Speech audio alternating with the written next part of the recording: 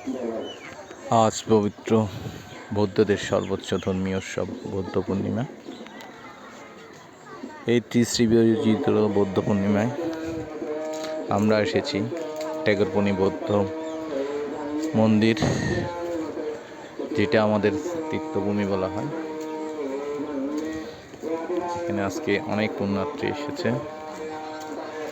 আমরা এতক্ষণ বন্দনা করলাম, পূজা করলাম। এই সেই মন্দির, এর আশেপাশে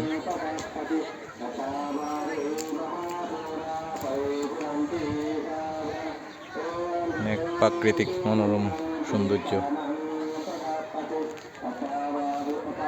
এই বুড়াঘোষার ইতিহাস সবাই জানা, তাই আজ আর বললাম না।